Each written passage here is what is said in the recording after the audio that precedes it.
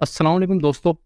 फ़रदा पर एक और फेसबुक लाइव सेशन के साथ मैं और सलमान तूर आपके सामने हाजिर हैं। और आज जो हम टॉपिक डिस्कस करने जा रहे हैं उस टॉपिक का ताल्लुक़ मज़हब से है और हमारे माशरती या अखलाकी चैलेंजेस से जिनका हमें फ्यूचर में सामना हो सकता है। दोस्तों, आप जानते हैं कि मज़हब ख़ासतौर पे हमारे पाकिस्तानी माशरे में हमारी ज़िंदगियों का एक अहम हिस्सा होता है। बचपन से लेकर बुढ़ापे तक, चाहे ज़िंदगी की कोई भी स्टेज हो, कोई भी मकाम हो, मज़हब उसमें किसी न किसी तरीके से बहुत अहम किरदार अदा करता है।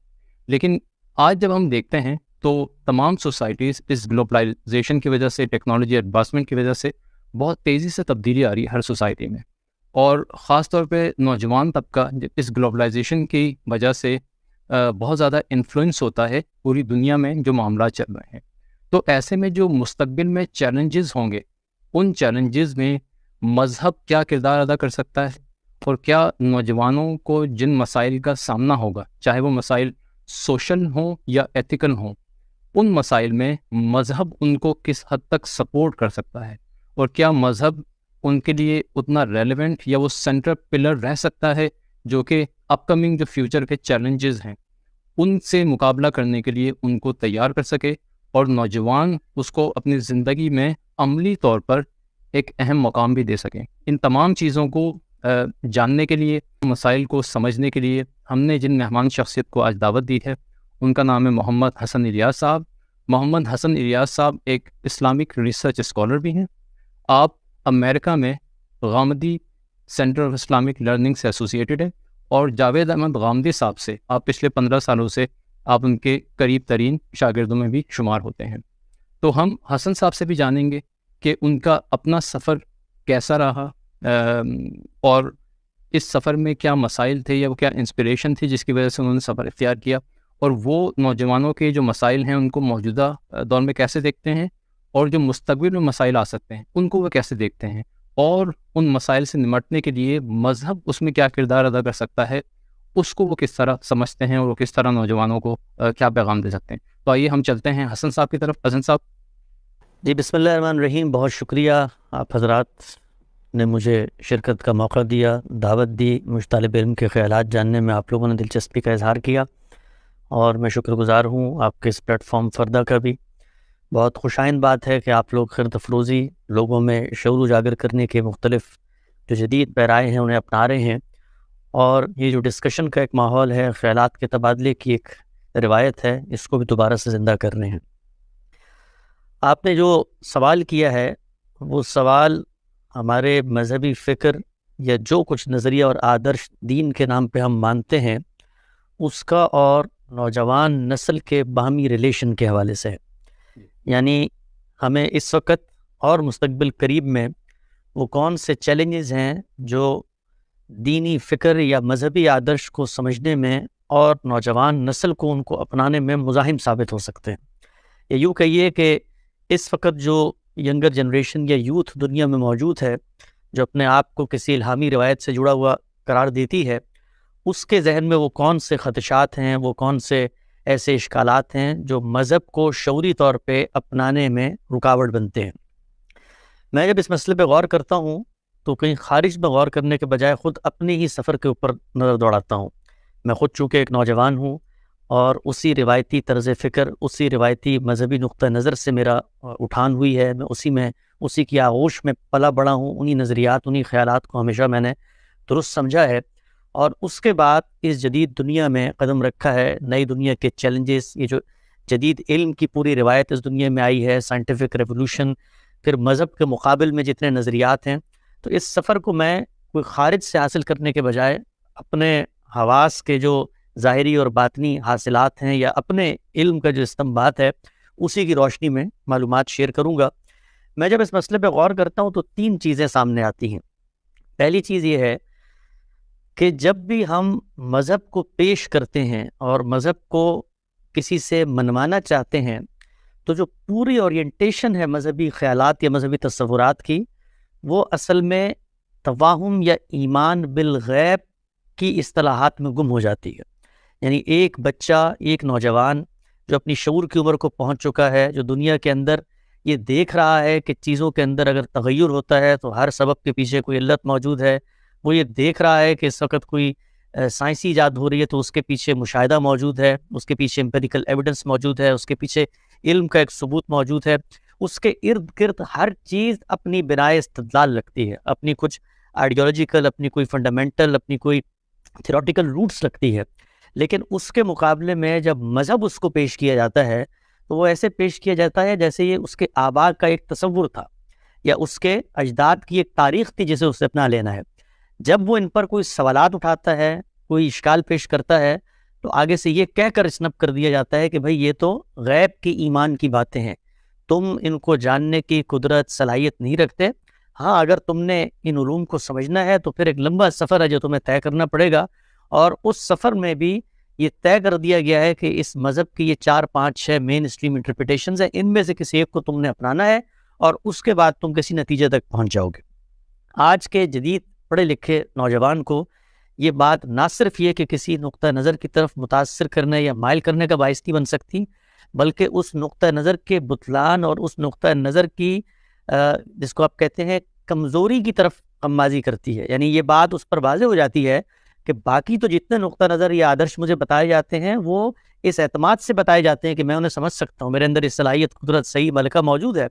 لیکن یہ مذہبی لوگوں کے پاس جب میں مذہب کی بات پوچھتے جاتا ہوں تو یہ سب سے پہلے کہتے ہیں کہ عقل کا دروازہ بند کرو، یہ تو غیب کی باتیں ہیں، دیکھو یہ آباء کی تاریخ ہے، یہ انبیاء کے سلاسل ہے، یہ سب مانتے چلے آئے، لہذا تم بھی اس کو مان لو. پہلا چیلنج جو اس وقت ہماری مین اسٹریم مذہبیت کو درپیش ہے، جب میں کہتا ہوں مین اسٹریم مذہبیت کو تو اس میں کوئی طنز یا تعریض کا جملہ نہیں ہے. اگر میں مذہب کو مانتا ہوں، میرا مذہب پر اعتماد ہے، میں مسلمان ہوں، شعور کے ساتھ سمجھتا ہوں کہ اللہ تعالیٰ کا یہی دین سچا دین ہے، تو اس دین کو پیش کرنے والے جو بھی حلقات موجود ہیں، وہ روایت پسندوں کے ہوں، وہ قدامت پرستوں کے ہوں، یہاں تک کہ وہ انتہا پسندوں کے ہوں، وہ متجددین کے ہوں، یہ سب لوگ مذہب کی اپنی اپنی توجیحات پیش کر رہے ہیں. ان میں سے اگر کسی بھی توجیح کے نتیجے میں لوگ مذہب سے برانگیختہ ہوتے ہیں تو یہ میرا نقصان ہے بطور ایک مذہبی آدمی کے. لہذا یہ سارے گروہ ہمارے گروہ ہیں، یہ سارے لوگ ہمارے ہی لوگ ہیں، یہ سب مذہب کی ایک توجیح پیش کر رہے ہیں.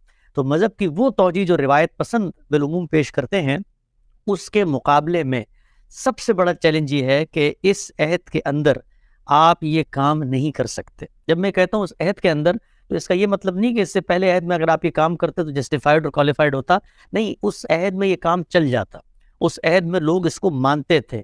بڑا مشہور کہا جاتا نا کہ الناس ولا دین ملوکہم، لوگ اپنے بادشاہوں کے مذہب پر ہوتے تھے. ملوکیت کا دورہ تھا، فاتحین حملے کرتے تھے، طاقت کرتے تھے، غلبہ حاصل کرتے تھے، لوگ ان کے باجگزار بن کے دنیا میں رہتے تھے، مذہبی نظریہ بھی اسی کے تحت پروان چڑھتا تھا. یہ کام دنیا کی تاریخ کے اسٹیج پر ختم ہو چکا ہے. ہم یہ دیکھتے ہیں کہ آزاد مملکتیں ہیں، آزاد ریاستیں ہیں، اس وقت اس آزاد ریاستوں سے آگے بڑھ کے آزادی کا ایک غلغلہ ہے جس کو انسانیت نے بطور مذہب کے اپنا لیا ہے. ہیومنزم کی بات ہے، انسان کے سوشل اور انسان کے یونیورسل ہیومن رائٹس کی بات ہے. دنیا اس پر متفق ہو گئی ہے کہ انسان آزاد ہے اپنے نظریات کے اختیار میں، اپنے اظہار کے پیرایوں میں. تو یہ دور ایک مختلف دور ہے، عصر حریت ہے، ایج آف فریڈم ہے، ایج آف لبرٹی ہے. لوگ آگے بڑھ کے اپنے خیالات کا اظہار کریں گے. تو اس سے پہلے اگر یہ بات ان سے منوائی جاتی تو شاید وہ مان بھی لیتے، درست اس وقت بھی نہ ہوتی. لیکن اس عہد میں یہ اتنا بڑا چیلنج بن گئی ہے کہ آپ کسی روایت کے زور پہ، کسی مقدمے کے زور پہ، کسی جہنم کی وعید کی بنیاد پر اس سے مذہبی مقدمات منوا نہیں سکتے. جب نہیں منوا سکتے تو پھر اس کا ایک نتیجہ مرتب ہوگا.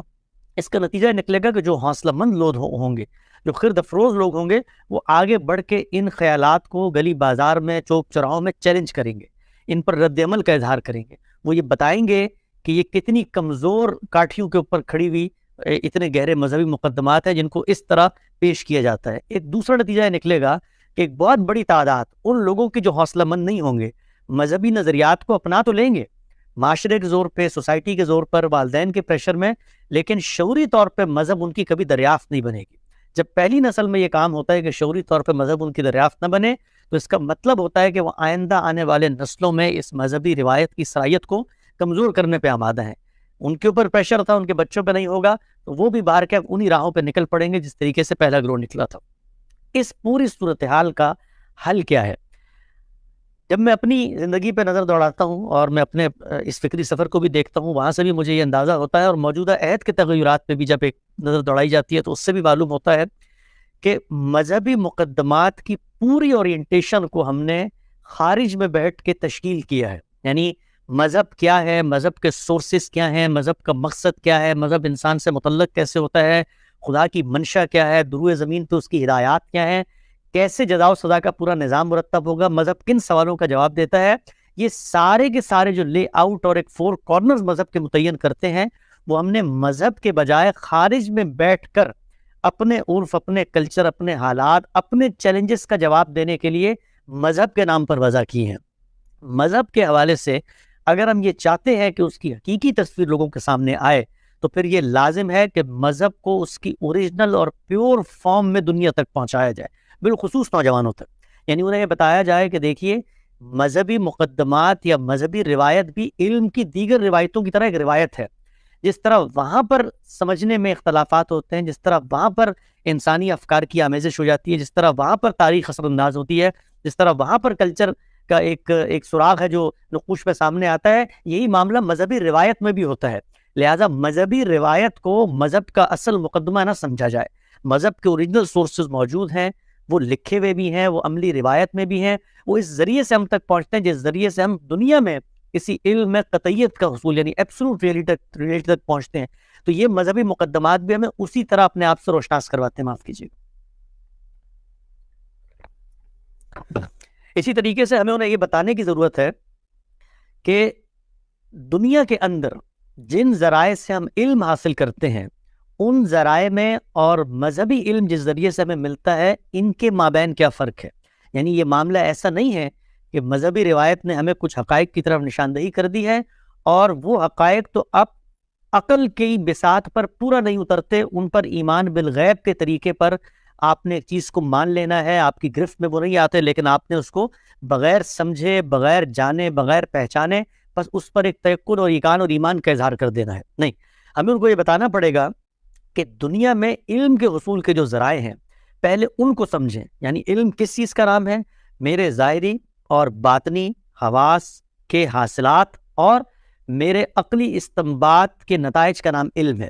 دنیا کے اندر یا میں خارج میں غور کرتا ہوں، اس سے تجربہ ہے، مشاہدہ ہے، ان تجربات مشاہدات کو میں شیئر کرتا ہوں تو اس سے ایک استقراء کا عمل ہوتا ہے اور عالمگیر تجربات اور حقائق کی صورت میں ایک چیز ڈھل جاتی ہے. یا میں اپنے باطن کی طرف نظر دوڑاتا ہوں، کچھ میرے اندر کی چیزیں رکھی ہوئی ہیں، میں ایک اخلاقی شعور رکھتا ہوں، میں ایک عقلی شعور رکھتا ہوں، میرے اندر جمالیاتی حس ہے، میں اپنے داخل اور اپنے باطن کو حواس کے ذریعے ایکسپلور کرتا ہوں، انہی کو میں شیئر کرتا ہوں. اسی طریقے سے میری عقل معلوم سے نامعلوم کا سفر طے کرتی ہے. میری عقل کو اگر آپ اصل دے دیں وہ فرع تلاش کرتی ہے. میں دھوئیں کو دیکھ کر یہ کہتا ہوں کہ وہاں آگ لگی ہوگی، میں گاڑی چلاتے ہوئے گیند کو دیکھ کر اپنی رفتار آہستہ کر لیتا ہوں کہ مجھے یہ اندازہ ہوتا ہے کہ اس کے پیچھے کوئی بچہ بھی بھاگتا ہوا آ رہا ہوگا. تو یہ میرے عقلی استنباط ہیں، یہ میرا ذریعہ علم ہے. ان ذرائع علم کے ذریعے کیا میں ان سوالات کا جواب تلاش کرنے میں کامیاب ہو گیا ہوں جو سوالات میری زندگی کے سب سے اہم سوالات ہیں. وہ سوالات کیا ہیں؟ وہ سوال یہ ہے کہ میں کون ہوں، میں کہاں سے آیا ہوں، میں کہاں جاؤں گا، اور دنیا کے اندر وہ معاملات جن میں میری عقل فیصلہ کرنے کی، حتمی فیصلہ کرنے کی صلاحیت نہیں رکھتی، ان معاملات میں فیصلہ کیسے کروں گا. یہ وہ بنیادی سوالات ہیں. ان بنیادی سوالات کو سامنے رکھ کے ہم اپنے نوجوانوں کو یہ بتائیں کہ یہ علم کے ذرائع ہیں جو تمہارے پاس موجود ہیں، ان کو اپلائی کرو، ان کو دیکھو. ہو سکتا ہے تم مذہب کے بطلان یا مذہب کو رد کرنے کی پوزیشن میں بھی کھڑے ہو جاؤ، لیکن یہ اکیڈمک رویہ اپناؤ، یہ علمی رویہ اپنا کر دیکھو کہ کیا تمہارے پاس وہ ذرائع علم ہیں جن کے ذریعے سے تم ان حقائق کو جان سکتے ہو. ہم یہ جانتے ہیں کہ انسان نے اپنی تاریخ میں اپنے انہی ذرائع پر اعتماد کرتے ہوئے ایک لمبے عرصے تک ان سوالات کے جوابات تلاش کیے، اور آخر کار وہ اس نتیجے تک پہنچ گیا کہ یہ ساری کی ساری چیزیں تخیل پر مبنی تو ہو سکتی ہیں، لیکن انسان کے حواس یا انسان کے حسی مشاہدات یا ان کے عقلی استنباط اس کو قطعیت تک نہیں پہنچاتے. آج بھی آپ دیکھیں کائنات کے حوالے سے جو توجیہات کی جا رہی ہیں ان میں بھی آخر کار ایک عقلی استنباط کا طریقہ اپنا لیا جاتا ہے اور بتایا جاتا ہے کہ یہ دنیا بگ بینگ کے اصول پہ اس لیے بنی ہے کیونکہ ہم ایک لیبارٹری میں چھوٹے درجے پر ایک ایکسپلوژن کرنے میں کامیاب ہو گئے. وہاں پر بھی کوئی حسی مشاہدہ نہیں ہوتا، یہی عقلی استنباط ہوتا ہے. تو یہ ذرائع علم ہیں جن کے ذریعے سے ہم حقائق تک پہنچتے ہیں. مذہبی مقدمہ ایک چوتھا ذریعہ علم ہے. وہ ذریعہ علم مجھ تک کیسے پہنچتا ہے؟ وہ خدا کے کچھ منتخب پیغمبروں کے ذریعے پہنچتا ہے. وہ خدا کی کتاب لے کر آتے ہیں. وہ کتاب اپنے بارے میں یہ فیصلہ کرتی ہے کہ دنیا کے اندر حق و باطل کے معاملات، دنیا کے اندر انسان کے نزاعات، ان سب کے بارے میں حرف آخر قول فیصل اللہ کا وہ کلام بنے گا۔ ہم نوجوانوں کو یہ بتائیں کہ وہ کلام ہم تک علم کے اس محکم ذریعے سے پہنچتا ہے کہ جس پر دنیاوی جو ظاہری حادثات ہیں ان کی روشنی میں کوئی اعتراض نہیں کیا جا سکتا۔ انسانوں کی اتنی بڑی تعداد، تواتر اور جس کو آپ کہتے ہیں نسل در نسل، جیل انل جیل جیسے حقائق کو منتقل کرتی ہے، ایسے پیغمبروں کی عملی روایت وہ سنت کی صورت میں ہو یا پیغمبروں کی الہامی کتابیں وہ ہم تک پہنچی ہیں، ڈاؤٹ لیس ہیں، اس میں کوئی امکان کسی شبے کا نہیں ہے، پوری کی پوری امت نے اس کو ہم تک پہنچایا ہے۔ ہم جب ان کا جائزہ لیتے ہیں تو وہ ہمیں یہ بتاتی ہے کہ مذہب محض بن دیکھے مان لینے کا نام نہیں ہے، بلکہ جس طریقے سے انسانی عقل کام کرتی ہے انہی عقلی اصولوں پر اللہ تعالیٰ اپنی کتاب میں فطری استدلالات کے ذریعے انسانوں کو اپنے نقطہ نظر، اپنے نظریے کی طرف متوجہ کرتے ہیں۔ وہ فکری استدلالات کیا ہیں؟ میرا سب سے پہلے باطنی مشاہدہ، میں ایک علم ہوں جو ساتھ لے کر آیا ہوں۔ میرے ٹوئنز ہیں، 2 بچے ہیں، وہ دونوں بچوں کو یکساں ماحول ملا، والدین ان کے یکساں ہیں، خوراک ان کی یکساں ہے، رہتے ایک جگہ پہ ہیں، خارج میں جو ان کا انٹریکشن ہے وہ سب کا سب یکساں ہے، لیکن ان دونوں میں 2 ڈفرینٹ شخصیات کا ظہور ہو رہا ہے۔ یہ کس چیز کی علامت ہے؟ یہ اس چیز کی علامت ہے کہ انسان جب اپنے باطن پہ نظر دوڑاتا ہے تو اس کو یہ اندازہ ہوتا ہے کہ اس کے اندر کچھ علوم و فنون اللہ تعالیٰ نے رکھ دیے ہیں، اس کے اندر جمالیاتی حس ہے، اور وہ حس یوں نہیں ہے کہ معاشرے کے تعامل یا معاشرے کے اثر انداز ہونے کے نتیجے میں سامنے آتی ہے، نہیں، وہ پوٹینشلی اپنے اندر موجود ہے۔ ایک دفعہ اس کو اسپارک مل جائے، ایک دفعہ اس کو راہ دکھا دی جائے تو وہ حکم لگانا شروع کرتی ہے۔ انسان کے اندر حسن و قبح، انسان کے اندر خوبصورتی بدصورتی، انسان کے اندر اچھائی برائی، انسان کے اندر نیکی بدی، ان سب کا وہ علم ودیت کر دیا گیا ہے جس سے کوئی مفر نہیں ہے، جس سے کوئی انکار نہیں ہے۔ اسی کی بنیاد پر عالمگیر اخلاقیات وجود میں آتی ہے۔ آپ دیکھیے کہ لوگ مختلف مذہبی نظریات اپناتے ہیں لیکن بیسک ہیومن ویلیوز پہ سب کا اتفاق ہے۔ اس کی وجہ کیا ہے؟ اس کی وجہ ہے کہ خیر و شر کا تصور انسان کی فطرت پہ موجود ہے۔ تو میرے باطن کے اندر مجھے یہ گواہی ملتی ہے کہ میرے اندر یہ روشنی موجود ہے۔ میں اپنے خارج میں دیکھتا ہوں تو سب سے پہلے اپنا وجود، پھر یہ کائنات، پھر اس کی آفاقیت، پھر اس کے اندر ایک اتھا معنویت اور گہرائی اور ربط و نظام، یہ سب مجھے بتاتا ہے کہ یہ مخلوق ہیں، یہ بنائی گئی ہیں۔ تو اس کے بعد میری عقل ایک کام کرتی ہے، اور وہ وہی کام کرتی ہے استنباط کا جو میں دنیا میں کام کرتا ہوں، اور میری عقل یہ کہتی ہے کہ اگر میں بنایا گیا ہوں تو میرا ایک خالق ہونا چاہیے، اور میری عقل یہ کہتی ہے کہ مجھے بنانے کے بعد الٹپ چھوڑ نہیں دیا گیا، بلکہ ہر چیز ایک مقررہ ترتیب اور ربط و نظام کے ساتھ جاری ہے، تو اس کا مطلب وہ حی و قیوم خدا ہونا چاہیے۔ تو یہ وہ مذہبی اورینٹیشن ہے جو ہمیں نوجوانوں کو بتانی ہے۔ ان کو سمجھانا ہے کہ مذہب ان تصورات یا توہمات کا نام نہیں ہے جو آپ کے آباء کی تاریخ یا اجداد کی روایت سے منتقل ہوتی ہے، بلکہ وہ اپنی ایک گہری علمی عقلی بنائے استدلال رکھتی ہے۔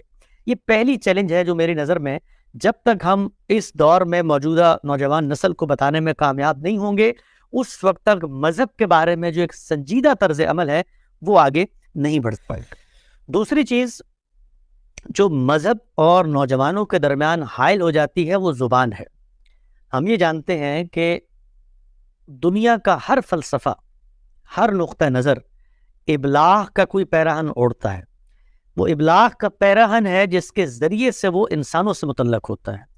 اسی وجہ سے اللہ تعالیٰ نے روئے زمین پر جب اپنے فرستادہ پیغمبروں کا انتخاب کیا تو ان کے بارے میں بھی یہ بتا دیا کہ وہ زمین پر آتے ہیں لیکن لوگوں سے ان کی زبان میں بات کرتے ہیں۔ زبان وہ دروازہ ہے جس کے ذریعے سے آپ ان حقائق اور ان معنی تک پہنچ سکتے ہیں جو ایک متکلم کے پیش نظر ہے۔ جب ہم یہ کہتے ہیں کہ مذہب کی بھی کچھ زبانیں ہیں، مذہب بھی اپنے ابلاغ کے لیے ایک پیراہن رکھتا ہے، تو اس سے مراد یہ ہوتی ہے کہ وہ مذہب، اس مذہب نے جو تہذیب پیدا کی ہے، اس مذہب نے جو شخصیات پیدا کی ہیں، اس مذہب نے جو علمی روایت پیدا کی ہے، وہ اپنا ایک نمائندہ پیراہن رکھتی ہے، وہ اپنی ایک نمائندہ زبان رکھتی ہے۔ جب ہم یہ کہتے ہیں کہ وہ زبانیں کیا ہیں، تو وہ زبانیں اصل میں کوئی اللہ کی تخلیق کردہ زبانیں نہیں ہیں۔ ان میں سے مذہبی نصوص انیشیٹ ہوئی، قرآن مجید سامنے آیا، وہ عربی زبان ہے، لیکن اس کے بعد اس زبان کے حاملین نے آگے بڑھ کر اگر ان کو غیر قوموں تک پہنچایا ہے، اور ان غیر قوموں میں مذہب کی علمی روایت پہ کوئی تفکر کی روایت پیدا ہوئی ہے، تو اس سے ایک تہذیب اور معاشرت جنم لیتی ہے، اس سے بڑی شخصیات پیدا ہوتی ہیں۔ نوجوان ہمیشہ ان شخصیات سے انسپریشن لے کر اور اپنی تہذیبی اور معاشرتی زندگی میں جو مذہبی آدرش روا ہوتے ہیں ان کو اپنا کر مذہبی تہذیب میں داخل ہوتے ہیں۔ ہم جب یہ کہتے ہیں کہ مذہب کی زبانیں سکھانی چاہیے نوجوانوں کو، وہ عربی زبان ہے، وہ اردو زبان ہے، وہ فارسی زبان ہے، تو یہ زبان اپنے ساتھ ایک کلچر لے کے آتی ہے، زبان اپنے ساتھ ایک عہد لے کے آتی ہے، یہ زبان اپنے ساتھ ان تاریخی شخصیات کو لے کر آتی ہے کہ جن سے میں انسپریشن حاصل کرتا ہوں، وہ میرے لیے مذہب کے اکیڈمک تعارف کا باعث بنتی ہے۔ میں مثال دیتا ہوں آپ کو کہ ہم جب اردو پڑھتے ہیں تو اردو پڑھتے ہی ہمیں پتہ چل جاتا ہے کہ سر سید کون تھے، اردو پڑھتے ہی ہمیں پتہ چل جاتا ہے کہ شاہ ولی اللہ کون تھے، اردو پڑھتے ہی ہمیں پتہ چل جاتا ہے کہ سید احمد شہید کون تھے، اردو پڑھتے ہی ہمیں پتہ چل جاتا ہے کہ جاوید احمد غامدی کون ہے۔ یہ سارے کے سارے لوگ، ان سے ہمارا تعلق، ان سے ہماری انسپریشن پیدا کیسے ہوتی ہے؟ کیونکہ ہم زبان جانتے ہیں۔ ہمارے نوجوانوں کا مذہبی فکر کے حوالے سے جو ایک نیا چیلنج اور ایک جدید چیلنج اس وقت سامنے آیا ہے وہ یہ ہے کہ مذہب کی تینوں زبانوں سے ان کا عملاً اب کوئی تعلق باقی نہیں رہا۔ ہم جانتے ہیں دنیا کی اس وقت زبان انگریزی ہے، اسی میں تبادلہ خیال ہوتا ہے، انگریزی ہی ہے جو آپ کے معاش کی جدوجہد میں کامیابی پر منحصر زبان بن چکی ہے، انگریزی ہی ہے جس کے اندر عدالتی حکومتی نظام چلتے ہیں، انگریزی ہی ہے جس میں جدید سائنسی علوم کو سارے کے سارے انداز میں ترجمہ کر کے لوگوں کے سامنے پیش کر دیا گیا ہے۔ تو انگریزی تو لوگ جانتے ہیں لیکن مذہب اسلام کی زبان مسلمان نوجوان نہیں جانتا۔ تو دوسرا چیلنج جو اس وقت ہمیں درپیش ہے وہ یہ کہ ہم اپنی زبانیں لوگوں کو سکھائیں۔ وہ زبان سیکھیں گے تو وہ معاشرت سیکھیں گے، وہ تہذیب سیکھیں گے، وہ مذہبی روایت کے جو عملی پہلو ہیں ان کو اپنی روزمرہ میں جاری و ساری سیکھیں گے، اور اس کے نتیجے میں وہ مذہبی لٹریچر تک براہ راست رسائی حاصل کر سکیں گے۔ جب تک یہ براہ راست رسائی حاصل نہیں ہوتی اس وقت تک مذہب ان کی انسپریشن کا باعث نہیں بنتا، جب تک وہ بڑی شخصیات سے متعارف نہیں ہوتے اس وقت تک مذہب ان کے علم و فکر پہ کوئی نقوش پیدا نہیں کرتا۔ تو یہ دوسری چیز ہے، دوسرا چیلنج ہے جس کو ہمیں حل کرنا ہے، جس کو ہمیں آگے لے کر بڑھنا ہے۔ تیسری بات یہ ہے کہ موجودہ دور کا نوجوان اور موجودہ دور کا انسان اپنے جو فریڈم اور اپنی جو لبرٹی اور آزادی کی قدر ہے، جس طرح اس پہ کوئی قدغن برداشت نہیں کرتا، اسی طریقے سے جو انٹرٹینمنٹ کے ذرائع ہیں اس کی تفریح تباہ کا جو ماحول پیدا ہوا ہے وہ ایک لمبے عرصے کے سائنسی تعامل کے بعد بھی پیدا ہوا ہے، انسان اور سوشل سائنسز کی جدوجہد کے بعد بھی اس کو وہ آزادی حاصل ہوئی ہے، ان پر بھی کوئی قدغن برداشت نہیں کرتا۔ ہم جیسے ہی نوجوانوں کو مذہب کی بات کرتے ہیں تو ان کے سامنے ایک پردہ سا آ جاتا ہے کہ اب اس کو اپنانے کے بعد دنیا کے اندر تفریحات، انٹرٹینمنٹ اور اپنی اس سے جمالیات کی تسکین کے لیے، چاہے وہ موسیقی ہو، چاہے وہ شاعری ہو، چاہے وہ پینٹنگ ہو، چاہے وہ مجسمہ سازی ہو، چاہے وہ مثال کے طور پہ اطلاعات ہو، گپ شپ ہو، لوگوں کے ساتھ لڑکے اور لڑکیوں کا ملنا جلنا ہو، یونیورسٹیوں میں مخلوط تعلیم ہو، یہ سب چیزیں اس کو لگتا ہے کہ اس کے سامنے مذہب ایک حجاب بن جائے گا۔ بہت بڑا طبقہ ہے نوجوانوں کا، میرا ان سے انٹریکشن رہتا ہے، بات چیت کرتا ہوں، اندازہ یہ ہوتا ہے کہ ان کو لگتا ہے کہ جیسی مذہب کے ہم قریب آئیں گے تو یہ ساری پریویلیجز جو بطور انسان مجھے 21ویں صدی میں حاصل ہیں یہ مذہب مجھ سے چھین لے گا۔ ہمیں کیا کرنا ہے؟ ہمیں انہیں یہ بتانا ہے کہ مذہب ان میں سے کسی چیز کے بارے میں بھی بغیر کسی استدلال کے آپ کو نہیں روکتا، بلکہ اس کا تو مقدمہ یہی ہے کہ جتنی زینتیں ہیں، آواز کی زینت موسیقی ہے، اور اسی طریقے سے آواز کی زینت غنا ہے، انسان کی اس سے جمالیات کی زینت بنتی ہے، انسان عمارتیں بناتا ہے، تصویریں بناتا ہے، تماثیل بناتا ہے، یہ سب چیزیں فطری احساسات ہیں، یہ اللہ نے بنائی ہمارے لیے ہیں۔ خود قرآن مجید نے اس کو واضح کیا ہے اور کہا قل من حرم زینت اللہ التی اخرج لعبادہ، کون انہیں حرام کرتا ہے؟ لیکن کہیں پر مذہب میں اگر ان پہ قدغن آتی ہے تو اس کے پیچھے کوئی ایتھیکل ریزن ہے، کوئی اخلاقی وجہ ہے۔ جب ہم وہ اخلاقی وجہ انہیں بتانے میں کامیاب ہو جائیں گے تو اب ہم کوئی مذہبی تصور ان پہ مسلط نہیں کر رہے، بلکہ ایک عالمگیر اخلاقیات ہے، ایک یونیورسل ویلیو ہے۔ میں جس چیز کو اس تک پہنچانا چاہتا ہوں اس کو ریسیو کرنے والا ٹرانسمیٹر اس کے پاس بھی موجود ہے، اس کے ذریعے سے وہ ان قدغنوں کو یا ان چیزوں کو سمجھ سکے گا اور ان کو انڈرسٹینڈ کر سکے گا۔ تو میری نظر میں یہ تین بنیادی چیزیں ہیں۔ میں خلاصہ کر دیتا ہوں کہ مذہب کی پوری اورینٹیشن کو علمی اور استدلالی انداز میں ہمیں پیش کرنا ہے، اس کے بغیر موجودہ دور کا نوجوان مذہبی مقدمات کو اپریشیٹ نہیں کر سکتا۔ دوسری بات، مذہب کی زبانوں سے اسے جوڑنا ہے، زبان سے جڑے گا، تہذیب سے جڑے گا، معاشرت سے جڑے گا، مذہب کی اقدار سے جڑے گا، مذہب کی شخصیات سے انسپریشن حاصل کرے گا، مذہبی نصوص کے براہ راست مطالعے کی طرف متوجہ ہوگا۔ اور تیسری اور آخری بات کہ اس وقت کے نوجوان کے سامنے جو اہمیت اختیار کر چکی ہے دنیا، دین کو نہیں بدلنا، دین جو ہے وہ ہے، لیکن دین کو اس کی خالص صورت میں ان کے سامنے رکھنا ہے، ان فکری مقدمات، ان اخلاقی اقدار کی بنیاد پر جس کو وہ اپریشیٹ کر سکتے ہیں، اپنا کر سکتے ہیں۔ یہ وہ بنیادی چیزیں ہیں یہ وہ بنیادی چیلنجز ہیں جو مجھے لگتا ہے کہ اگر اہل مذہب نے ان پر پوری یکسوئی اور فکری انہماک اور ایک علمی ریاض کے ساتھ ان کے لیے ان کا حل تلاش نہیں کیا تو عہد قریب کے اندر شاید نوجوانوں کے لیے مذہب کسی بڑی انسپریشن کا باعث نہ بن سکے. لیکن اگر وہ ان چیزوں کو اپناتے ہیں تو مذہب کے مقدمے میں اتنی قوت ہے، اتنی جان ہے، اتنا گہرا استدلال ہے کہ دنیا کی کوئی حقیقت اس کو رد کرنے کا سوچ بھی نہیں سکتی. وآخر دعوانا ان الحمدللہ رب العالمین. شکریہ حسن صاحب. میرے خیال میں آپ نے بہت ہی اچھی طرح سے ان مختلف چیزوں کا احاطہ کیا. ہمارے پاس کوشچن آنا شروع ہو گئے فیس بک لائیو سیشن میں، مگر یہ کہ میں اسٹارٹ کروں گا اپنے کوشچن سے. ایک تو ابھی آپ نے بات کی کہ ہمیں اس دور میں چیزوں کو ایک ڈفرینٹ طرح سے دیکھنا. وہ ڈفرینٹ طرح یہ ہے کہ ہمیں وہ قطعاً جو ہمیں ایمان بالغیب اور اس طرح کی جیسے مذہب سامنے ہمارے آتا ہے اس طرح چیزیں آتی ہیں، اس سے ہٹ کے ہمیں استدلال کی طرف جانا ہے، ریزننگ کی طرف ہمیں آگے بڑھنا ہے. تو پرووائڈیڈ کہ آج کل کا جو ایجوکیشن سسٹم ہے یا آج کل کا جو ذرائع ہیں علم حاصل کرنے کے، آپ کو کیا لگتا ہے اس میں کس طرح کی چیزیں ہمیں اپنے اداروں میں اور گھر میں ایک روٹین میں لے کے آنی ہیں جس کے تھرو ہم کسی طرح اپنے بچوں کو ان چیزوں کے ساتھ روشناس کروا سکیں؟ کیونکہ in the end of the day ہم دیکھتے ہیں کہ ہمارے پاس آج کل کے دور میں ہر چیز بہت تیز ہے، فاسٹ ہے. تو آخر وہ بیسک کیا ایسی چیزیں ہیں جو کہ کی جا سکتی ہیں پریکٹیکلی کسی بھی گھر پہ؟ دیکھیں، یہ جو استدلال کی روایت کو پروان چڑھانا اور لوگوں کے اندر ایک ایکیڈمک جائزہ لینے والی شخصیت پیدا کرنا، یہ کوئی ایسی چیز نہیں ہے کہ کسی ایک طرف سے شروع ہو اور پوری کی پوری نسل میں وہ روبہ عمل ہو جائے. اس کا آغاز باہر کیف ہمارے تعلیمی نظام ہی سے ہوگا. یعنی تعلیم ہی وہ چیز ہے جس کے ذریعے سے لوگ اپنے شعور کو پروان چڑھاتے ہیں. وہ تعلیم ہی ہے جو ماں کے افکار پہ اثر انداز ہوتی ہے. جب ماں اپنے بچے کی تربیت کا آغاز کرتی ہے، انسان تو ظاہری بات ہے گھر سے سیکھنے کا عمل آغاز کرتا ہے، تو وہ جو تعلیمی نظام نے نقوش اس کی ماں پر چھوڑے ہیں، اس کے باپ پر چھوڑے ہیں کہ چیزوں کو ان کی بنا استدلال سے بتانا چاہیے، محض کسی جبر کی بنیاد پہ، روایت کی بنیاد پہ، زور زبردستی کی بنیاد پہ اور اپنی منصبی حیثیت کی برتری کی بنیاد پہ چیزیں منوانے کی روش جو ہے یہ کارگر نہیں ہو سکتی. تو جب یہ بات تعلیمی نظام میں ڈھلے گی، ہمارے نصابات میں آئے گی، ہمارے معاشرے میں پروان چڑھے گی. اور میں آپ سے عرض کروں کہ جب یہ کام آپ کریں گے تو اس کا اثر صرف مذہب پر نہیں ہوگا، اس کا اثر خود آپ کی تاریخ پر بھی ہوگا. لوگ اس پر بھی بات کریں گے پھر کہ محمد علی جناح کا یہ فیصلہ ٹھیک تھا یا غلط تھا. لوگ اس پر بھی یہ بات کریں گے کہ پاکستان کے اندر سول ملٹری کشمکش اگر ہو رہی ہے تو اس کے پیچھے ریزننگ کیا ہے. اس لیے کہ ریزن کو جب آپ نے زبان دے دی تو وہ یوں نہیں ہوگا کہ صرف مذہب کے معاملے میں چلے، وہ ہر معاملے میں چلے گا.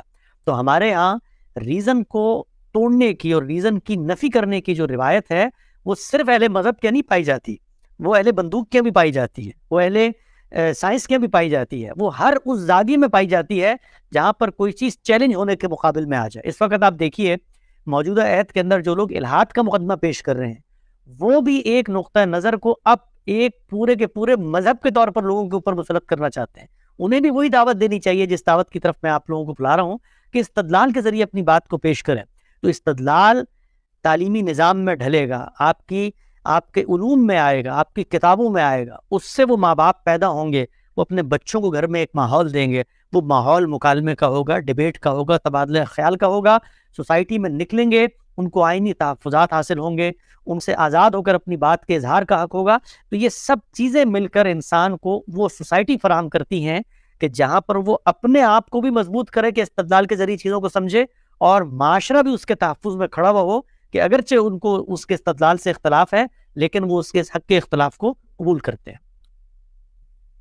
حسن صاحب، سب سے پہلے تو بہت شکریہ، آپ نے جو ہے وہ بڑی وضاحت کے ساتھ مختلف پہلوؤں کو اس ٹاپک سے ریلیٹڈ آپ نے پیش کیا. مجھے یقین ہے کہ جو نوجوان سن رہے ہوں گے وہ یقیناً اس کو اچھی طرح سمجھ پا رہے ہوں گے. اچھا، میرا سوال ہے، آپ نے بات کی تھی عالمگیریت کی اور آپ نے بات کی تھی بنیادی اخلاقیات کی، جس کا جو مجھے سمجھ میں آیا وہ یہ ہے کہ جو بنیادی اخلاقیات ہیں وہ انسان کے اندر ودیت کر دی گئی ہیں. جب انسان پیدا ہوتا ہے تو کچھ چیزیں ہیں جو کہ جب وہ یعنی اگر اس کا مذہب سے تعلق نہ بھی ہو، سچ جھوٹ کی تفریق اور اچھے برے کی تفریق وہ اس کے اندر بحیثیت انسان اس کے شعور میں پنہاں ہیں اور وہی اس سے عیاں بھی ہوگی. لیکن یہ جو آج جب ہم دیکھتے ہیں پوری دنیا کو، صرف کسی ایک معاشرے کو نہیں، پوری دنیا کو، تو جو بنیادی اخلاقیات ہے اس میں تبدیلی ہو رہی ہے. تو پھر جب یہ بنیادی اخلاقیات میں تبدیلی ہو رہی ہے تو اس کو ہم یہ کیسے کہہ سکتے ہیں کہ وہ جو ہے وہ انسان کے اندر وہ چیزیں موجود ہیں. مثال کے طور پہ اگر یہ جو ہے وہ سننے والوں کی سماعتوں کو گرا نہ گزرے تو میں براہ راست یہ پوچھنا چاہتا ہوں، مثال کے طور پہ جو مغربی ممالک ہیں وہاں پر ہم جنس پرستی جو ہے اس جیسے مسائل اب اس کو بنیادی اخلاقیات یا انسان کی ضروریات سے نفی کر دیا گیا ہے. وہاں پر یہ ماننا ہے کہ یہ جو رویہ ہے، یہ جو رجحان ہے وہ انسان کے اندر موجود ہوتا ہے. معاشرے میں کسی بھی طریقے کا جو معاشرتی رویہ ہوتا ہے، چاہے وہ اس کا تعلق لباس سے ہو، چاہے تعلیم سے ہو، چاہے مذہب سے دوری سے ہو، اس کا تعلق اس سے نہیں ہے، بلکہ یہ کسی بھی شخص کا ایک بنیادی رجحان ہو سکتا ہے اور یہ سب کے لیے قابل قبول ہونا چاہیے، جس کا مطلب یہ ہے کہ وہ اخلاقیات کے دائرے میں آتا ہے. تو پھر اس طرح کے جو پیچیدہ مسائل ہیں ان کو ہم ان ممالک میں، خاص طور پہ پاکستان جیسے ممالک میں جہاں پر مذہب اس سے بالکل قطعاً منع کرتا ہے، وہاں پر ہم یہ لوگوں کو کیسے بتا سکتے ہیں، نوجوانوں کو، کہ یہ بنیادی اخلاقیات کے خلاف ہے؟ جی، پہلے تو مجھے اس بات سے اتفاق نہیں ہے کہ موجودہ عہد کے اندر یہ کوئی چیز چیلنج ہو گئی ہے ہم جنس پرستی کے حوالے سے ہو. خود ہمیں مذہبی لٹریچر کی تاریخ یہ بتاتی ہے کہ ایک پیغمبر کی قوم کی ایک متعدد تعداد خود اس مرض میں مبتلا ہو گئی تھی، یہاں تک کہ جب فرشتے آئے ہیں اس پیغمبر کے پاس تو انہوں نے ان تک کو نہیں چھوڑا اور ان تک کے بارے میں اپنی رائے کا اظہار کر دیا. تو یہ بات کہ تاریخی عمل میں کوئی نیا تبدیلی واقع ہوئی ہے تو یہ تو ایک انکشاف ہے. یہ کام تو ہمیشہ سے دنیا میں ہوتا چلا آیا ہے. ہمیں اس طریقے سے جس طرح آج حقائق تک رسائی حاصل ہے، علم کے ذرائع موجود ہیں، سائنٹیفک ریولوشن کے نتیجے میں جو معلومات جلدی پہنچ جاتی ہے، وہ معلومات شاید تاریخ کے بارے میں اس طرح سے نہیں پہنچتی، لیکن ہمیشہ سے یہ کام رہا ہے. جب یہ کہا جاتا ہے کہ خیر و شر کے داعیات اور خیر و شر کا تصور اللہ تعالیٰ نے انسان کی فطرت میں ودیت کیا ہے، تو اس کا یہ ہرگز مطلب نہیں ہوتا کہ انسانی فطرت مسخ نہیں ہو سکتی، یا انسانی فطرت کے اندر کوئی شخص تبدیلی نہیں لا سکتا، یا انسانوں کے اندر کوئی جماعت یا کوئی قوم ان کا انکار کرنے کی پوزیشن میں کھڑی نہیں ہو سکتی. وہ تو ہر دور میں ہوگی. انسانی فطرت جان کی حرمت کی بات کرتی ہے. میں اپنی جان کا تحفظ چاہتا ہوں نا، آپ اپنی جان کا تحفظ چاہتے ہیں، پھر بھی ہم دیکھتے ہیں انسان قتل کر دیتے ہیں. تو یہ دو بالکل الگ الگ باتیں ہیں. سوال یہ ہے کہ جن چیزوں کو آج پیش کیا جا رہا ہے عالمگیر اخلاقیات کے نام پر، ان کا اپنا تاریخی پس منظر کیا ہے؟ ان کا تاریخی پس منظر یہ ہے کہ ان چیزوں کو دبانے کے لیے، ان چیزوں کو مسخ کرنے کے لیے، وہ غلطیاں جو لوگ کر رہے تھے، وہ فکری غلطیاں جو ان کی آ گئی تھی، اس کے لیے بھی ظلم اور جبر کا طریقہ اپنایا گیا. کیسے ہم جنس پرستوں کو دنیا کے اندر سزائیں دی گئیں، کیسے ان کو ہیومیلیشن کا نشانہ بنایا گیا، کیسے ان کو طعن و تشنیع کا نشانہ بنایا گیا، ایک رد عمل ہے جو موجودہ دور میں سامنے آتا ہے. دنیا میں سب سے اچھا طریقہ کسی بھی صورتحال کے جائزے کا یہ ہوتا ہے کہ آپ اس فریق کی جانب کھڑے ہو کر دیکھیں کہ وہ ان چیزوں کو کیسے دیکھ رہا ہے. یعنی ایک دور تھا کہ وہ شخص جس نے دوسری جنگ عظیم کی فتح میں برطانیہ عظمیٰ کے لیے کردار ادا کیا، وہ شخص بھی جب ثابت ہو جائے ہم جنس پرست ہے تو اس کو بھی سزا دی جاتی ہے، اس قومی ہیرو کو بھی نہیں بخشا جاتا. اور یہ دور کہ جس کے اندر انسان آزاد ہے، اس کی فکر آزاد ہے، وہ ارادے اور اختیار کی آزادی کے ساتھ چل سکتا ہے، تو وہ اب اس فکری رد عمل میں مبتلا نہیں ہوگا کہ وہ اپنی ان چیزوں کو خود عین فطرت قرار دے، لوگوں سے منوائے. تو یہ ایک رد عمل ہے جس کا مظاہرہ آپ کو دنیا میں ملتا ہے. اس کا ہرگز یہ مطلب نہیں ہے کہ اس کے مقابلے میں انسان کے جو مجموعی تصورات ہیں مشترکہ طور پہ انسانیت نے اس کو پوٹلی میں ڈال کے کہیں بند کر دیا ہے. یعنی اگر یہ کام انسانیت کر لے تو 100 سال عمر ہے اس دنیا کی. ہم جنس پرستی کو انسان بطور ایک نظریے کے اپنا لے تو بچے نہیں پیدا ہوں گے اس کے بعد، اور بچے نہیں پیدا ہوں گے تو دنیا آپ سے آپ ختم ہو جائے گی. آج بھی مغرب ہو یا مشرق ہو، خاندان کو وہ اہمیت دی جاتی ہے، شادی کا انسٹیٹیوشن موجود ہے، لوگ بچے پیدا کرتے ہیں، ان کی پرورش پرداخت اپنے لیے باعث اعزاز سمجھتے ہیں. جن ممالک میں ان شادیوں کو قانونی طور پہ شادی تسلیم کیا گیا ہے، خود وہاں پر بھی آپ دیکھیے ان تسلیم کرنے والے قانون سازوں میں یہ بحث ہے. یعنی وہ یہ بحث تو ابھی بھی کرتے ہیں کہ کیا اس کا ہمارا وہ جو فطرت کا قائم کردہ اسٹرکچر ہے اس کے ساتھ ریلیشن کیا ہوگا. اگرچہ ان کو اکوموڈیٹ کرتے ہیں، مینج کرتے ہیں، لیکن بنیادی انسانی تصورات اس بارے میں کہ یہ عمل ٹھیک ہے، یہ عمل غلط ہے، وہ آج بھی اسی طرح زندہ اور قائم اور دائم ہے. ایک فکری رد عمل ہے. اس فکری رد عمل میں ہم انہیں بھی فطرت کی طرف بلائیں گے. ہم جنس پرستوں کو بھی یہ کہیں گے کہ جو فطرت کا بنایا ہوا رستہ ہے، جو فطرت کا بنایا ہوا اسٹرکچر ہے، جو فطرت کا بنایا ہوا نظام ہے، وہ یہ نظام ہے. تو انسانی فطرت کے اندر جو داعیات موجود ہے اس کو پیغمبروں کی الہامی روایت زندہ بھی رکھتی ہے، یاد دہانی بھی کرواتی ہے اس کی تفصیلات میں، اور اس میں جو فیصلے ہوتے ہیں ان میں قانون اور شریعت بھی دیتی ہے. تو ہم انہیں یہ بتائیں گے محبت کے ساتھ، خیرخواہی کے ساتھ، کہ یہ کام فطرت کے اصولوں اور طریقوں کے خلاف ہے، اور اس کا فکری اور علمی استدلال پیش کریں گے. ٹھیک ہے حسن صاحب، جی اس سے کنیکٹڈ ایک کمنٹ ہے. دیکھیں آپ جو گفتگو آپ نے کی اور جس طرف ہم یعنی اب تک کے آج کے دور کی اور آگے کی ہم بات کر رہے ہیں، تو وہاں پر سائنس کا ایک بہت ہی بنیادی کردار نظر آتا ہے، اور اس میں یقیناً عقل کا بہت بڑا دخل ہے. تو آج میڈیکل سائنس یعنی جو یہ والا بالخصوص معاملہ ہم جس پرنسٹی کا ہے، اس طرح کا دوسرا، وہ کہتے ہیں کہ یہ اس کا تعلق، جس طرح آپ نے فرمایا کہ ان کو ہم دعوت دیں گے، اس کا تعلق وہ کہتے ہیں کہ میڈیکلی یہ چیز اب ثابت ہے کہ یہ انسان کا ایک بنیادی رجحان ہو سکتا ہے. تو اگر ہم کسی کو اس طرح دعوت بھی دیتے ہیں، اس کا مطلب ہے کہ ہم جو سائنسی دلائل ہیں یا جو سائنسی فائنڈنگس ہے، ہم اس کے اگینسٹ جا رہے ہیں، جو کہ آج کے معاشرے میں، خاص طور پہ مغربی معاشرے میں اور آگے کے معاشرے میں قابل قبول نہیں ہوگا. تو یہ میرا کمنٹ تھا. تو اس پر میرا کمنٹ یہ ہے کہ اگر سائنس اس نتیجے تک پہنچ جاتی ہے کہ یہ نسلوں کے اندر جس طرح انسانی جینز ٹرانسفارم ہوتے ہیں، جینیاتی عمل کے نتیجے میں بہت ساری موروثی چیزیں میں پیچھے سے انہیرنٹ لے کے آتا ہوں، اسی نوعیت کا ایک مرض یہ بھی بن چکا ہے، تو پھر ہم اس کے علاج کی کوشش کریں گے. ہم لوگوں کو بتائیں گے کہ دنیا کے اندر یہ فطرت کا بنایا ہوا طریقہ ہے، اور جس طرح انسانوں کو بعض بیماریاں لاحق ہو جاتی ہیں، وہ بیماریاں ہی رہتی ہیں. انسان 2 ہاتھ لے کر پیدا ہوئے ہیں، بہت سارے ایسے خاندان ہیں جن کے اندر لوگ ہی اباج پیدا ہوتے ہیں، جن کے اندر ان کی جسمانی ساخت ہی مختلف ہوتی ہے. تو انہیں بھی یہی بتایا جائے گا کہ اس چیز کا پھر علاج ہونا چاہیے. اگر یہ چیز ابھی پیدا ہوئی ہے اور یہ چیز پیدا ہو کر اس جگہ پر پہنچ رہی ہے، اگرچہ یہ بھی ایک انکشاف ہے کہ سائنس نے اس پر کوئی دو ٹوک بات کر دی ہے، لیکن میں بفرض محال اس کو مان بھی لوں، تب بھی ہم مکالمے کی پوزیشن میں ہم انہیں بتائیں گے کہ دیکھیے اس کا علاج کرنا چاہیے، ہمیں اس کو ہم ختم کریں. اس کے نتیجے میں جو خاندان کا ادارہ ہے، جو انسانیت کی بقا کا ادارہ ہے، جو ماں باپ کا رشتہ اور تصور ہے، وہ رشتہ اور تصور اصل ہے. آپ یہ دیکھیے کہ اس کے اصل ہونے کی سب سے بڑی علامت یہ ہے کہ خود ہم جنس پرستی کے اندر بھی وہ رشتے تخیل میں کریٹ کیے جاتے ہیں کہ ایک ماں ہے اور ایک باپ ہے، کیونکہ خاندان کا ادارہ آگے بڑھ نہیں سکتا. ذمہ داریاں کریٹ کی جاتی ہیں کہ ایک کمائے گا، ایک بچے کی کفالت کرے گا، ذمہ داری کرے گا، بچہ چاہے آپ نے گود لیا ہو. تو وہ پورا تصور ہم سمجھانے کی پوزیشن میں ہے کہ جس کو ریپلیکیٹ کیا جا رہا ہے وہ اپنی فطری احساس میں دنیا میں موجود ہے. جی حسن، اسی سے ریلیٹڈ ایک کوشچن یا ایک کامنٹ میری طرف سے، اور پھر ہم آڈینس کے کوشچنس کی طرف چلتے ہیں.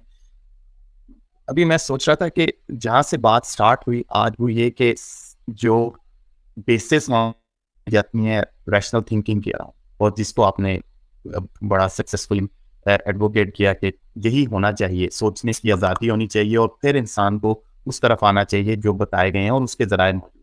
اگر آپ یہ دیکھیں کہ جیسے اب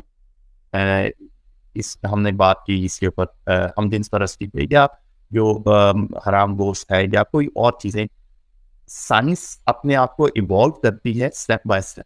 اور اگر آپ ہر چیز سٹارٹ میں سائنس کے حوالے سے رکھ دیں گے بچے کے سامنے، وہ فنڈامنٹلز جو ریلیجن اس کو دیتا ہے وہ نہیں رکھیں گے، تو پھر وہ ٹائم کب آئے گا کہ جب وہ واپس پلٹے گا. کیونکہ اگر ایک بندہ ریشنلی سوچ رہا ہے تو پھر تو ہر چیز ہی یہ ہے کہ ٹھیک ہے آج میری سمجھ میں نہیں ہے، میں کوشش کرتا ہوں سمجھ لوں گا. کہاں پہ آ کے وہ وقت آئے گا کہ جب وہ ان فنڈامنٹلز کی طرف آنا شروع کرے گا. جیسے آپ نے بھی کہا کہ ہم اس کو سمجھائیں گے کہ یہ ایک ان نیچرل چیز ہے. آپ اس کو کیوں سمجھا رہے ہیں یہ ایک ان نیچرل چیز ہے؟ کیونکہ آپ کو کسی نے بتایا ہے کہ یہ ان نیچرل ہے، رائٹ؟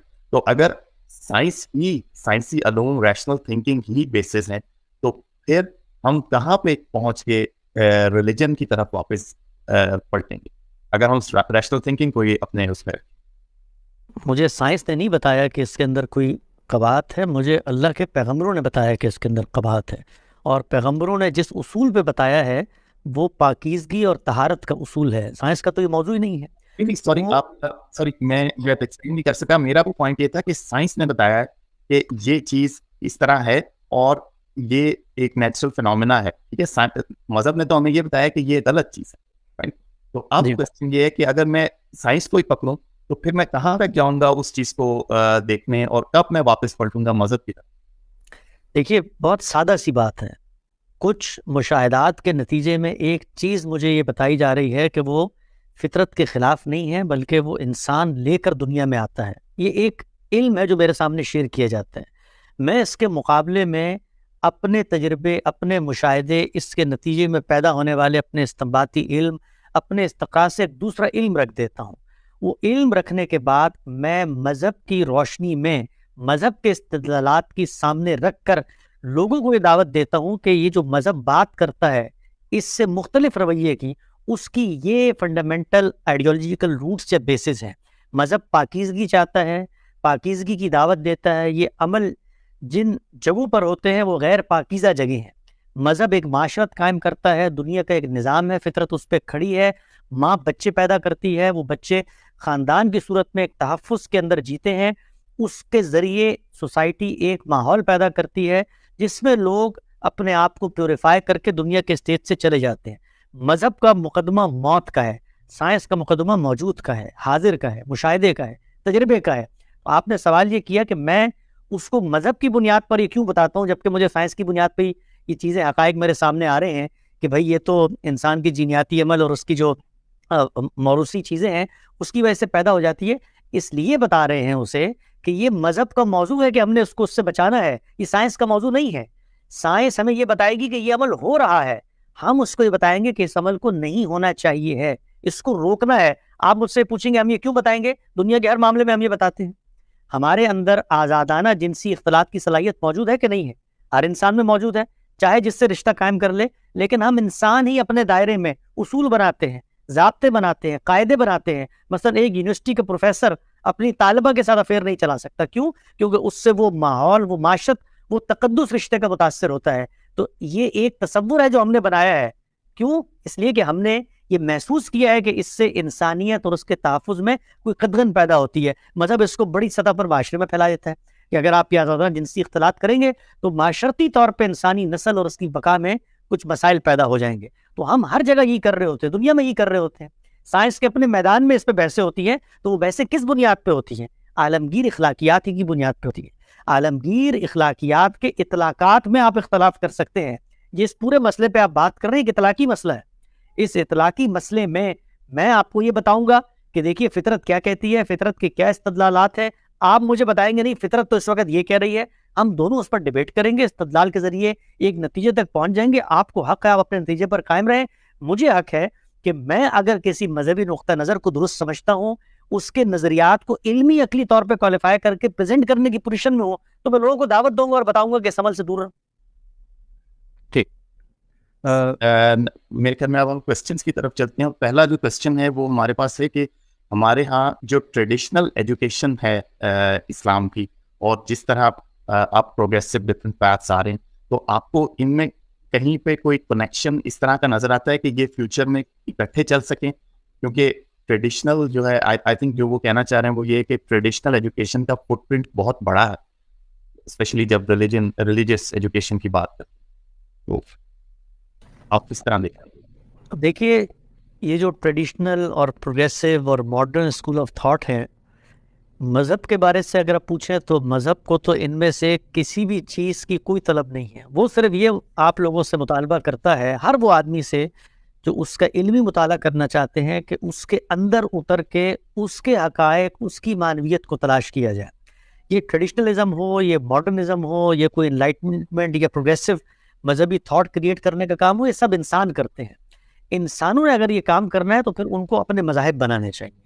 اگر ہم دعویٰ یہ کرتے ہیں کہ یہ خدا کا مذہب ہے تو پھر خدا کے مذہب کو تو اس کے خالص فارم کے اندر، اس کی خالص صورت کے اندر ہمیں سمجھنا پڑے گا.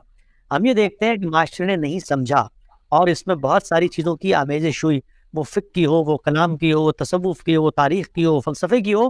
اس کے نتیجے میں ایک مذہبی فکر بنا ہے. یہ مذہبی فکر اس وقت رائج ہے، ڈومینیٹ کرتا ہے. اس کے مقابل میں جب کوئی بات کی جاتی ہے، اس کو چیلنج کیا جاتا ہے، تو بہت کم آوازیں ہیں جو اس کی حمایت یا اس کی سپورٹ میں کھڑی ہوتی ہیں. کیا ان کے درمیان کوئی برج قائم کیا جا سکتا ہے؟ جیسے ہی برج قائم کیا جائے گا تو پھر جو ٹریڈیشنل روایت ہے وہ پھر کھڑی نہیں رہ سکتی، اس لیے کہ وہ کھڑی ہی جمود پر ہے. وہ کھڑی ہی اس بات پر ہے کہ روایت کے اندر کوئی انحراف نہیں ہو.